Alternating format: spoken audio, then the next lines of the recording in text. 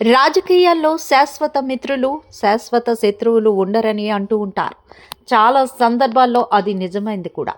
పార్టీల కండువల మార్పు అనేది ఎప్పటి నుండో ఉంది. కానీ ఈ మధ్య కాలంలో ఈ కండువ మార్పులు ఎక్కువగా జరుగుతున్నాయి. ఇప్పుడు అలాంటి పార్టీ మార్పు ఒకటి జరగనుందట. కానీ ఇది చిన్న విషయం కాదు.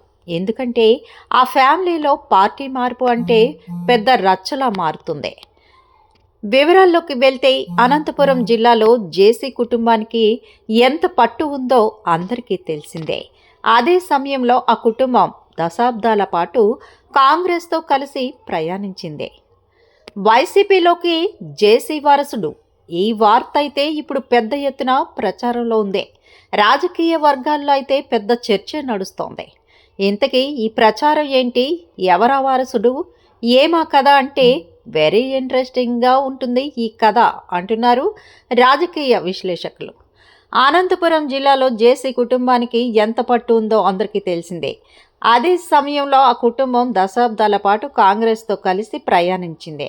2014 ఎన్నికల్లో కాంగ్రెస్ ఏపీలో ఏమీ కాకుండా పోవడంతో జేసీ ఫ్యామిలీ టీడీపీలో చేరింది. ఇక మాజీ మంత్రి దిగ్గజ నేత జేసీ దివాకర్ రెడ్డి అనంతపురం ఎంపీగా పోటీ చేసి గెలిస్తే తమ్ముడు జేసీ ప్రభాకర్ రెడ్డి తాడిపత్రి ఎమ్మెల్యేగా విజయం సాధించారు. ఇక 2019 నాటికి సీన్ మొత్తం రివర్స్ అయ్యింది. ఈ జిల్లాలో కేవలం 2 సీట్లు తప్ప మొత్తం వైసీపీయే కైవసం చేసుకున్న సంగతి తెలిసిందే. ఆ ఊపులో తాడిపత్రిలో జేసీ ప్రభాకర్ రెడ్డి వారసుడు అస్మిత్ రెడ్డి కూడా టీడీపీ నుంచి పోటీ చేస్తే ఓటమినే చవిచూడడం జరిగింది. ఇక అనంతపురం నుంచి జేసీ దివాకర్ రెడ్డి కుమారుడు పవన్ రెడ్డి ఓటమి పాలు అయ్యారు. ఆయన కూడా తెలుగుదేశం పార్టీ నుంచే పోటీ చేశారు. 2024లో అస్మిత్ రెడ్డి తాడిపత్రి నుంచి పోటీ చేసి గెలిస్తే పవన్ రెడ్డి మాత్రం ఎందుకో ఎంపీగా పోటీ చేయలేదు. ఆయన గురించే అంతా. ఇక చూస్తే జేసీ దివాకర్ రెడ్డి దాదాపుగా రాజకీయ విరమణ ప్రకటించారు. ఆయన వయోభారంతో ఉన్నారు. తమ్ముడు ప్రభాకర్ రెడ్డి మాత్రం జోరు మీద ఉన్నారు. కుమారుణ్ణి ఎమ్మెల్యేగా గెలిపించుకొని తాను తాడిపత్రి చైర్మన్గా ఉంటూ ఒక విధంగా టీడీపీలో రీసౌండ్ చేస్తున్నారు. అయితే టీడీపీలో జేసీ ఫ్యామిలీ రాజకీయం కూడా అతి అవుతోంది అనే చర్చ కూడా ఉండనే ఉంది. ఆ విషయం పక్కన పెడితే పవన్ రెడ్డి గురించే ఇప్పుడు అంతటా చర్చ సాగుతోంది. ప్రభాకర్ రెడ్డి కుమారుడికి ఒక రాజకీయ వేదిక దొరికింది. మరి పవన్ రెడ్డి ఏ వైపు నుంచి అన్నది చర్చగా సాగుతోంది. వైసీపీలోకి పవన్ రెడ్డి వెళ్తున్నారని ఒక టాక్ అయితే పొలిటికల్ సర్కిల్స్లో వినిపిస్తోంది. ఆయన యువ నేతగా ఉన్నారు. పైగా ఫ్యూచర్ పాలిటిక్స్ని అంచనా వేసుకుంటూ తన రూటుని క్లియర్గా చూసుకోవాలని ఆలోచిస్తున్నారని అంటున్నారు రాజకీయ విశ్లేషకులు.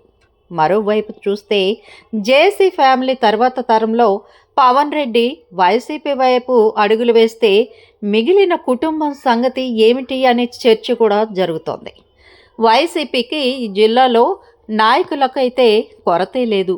అలాగని రాజకీయంగా దిగ్గజ కుటుంబం నుంచి ఒక వారసుడు యువనేత వచ్చి చేరుతారు అంటే నో అని చెప్పేది కూడా ఉండదని అంటున్నారు. పైగా ఇది టీడీపీకి బిగ్ షాట్గా ఉంటుందని భావించిన గ్రీన్ సిగ్నల్ ఇవ్వవచ్చని అంటున్నారు రాజకీయ నేతలు. అయితే పవన్ రెడ్డి సొంతంగా నిర్ణయం తీసుకుంటే మరి బాబాయ్ ప్రభాకర్ రెడ్డి ఎలా రియాక్ట్ అవుతారు? అలాగే టీడీపీ సంగతి ఏంటి? అంతకు మించి అనంతపురం జిల్లా వైసీపీ నేతలు ఏ విధంగా స్పందిస్తారనే చర్చ అయితే నడుస్తోంది.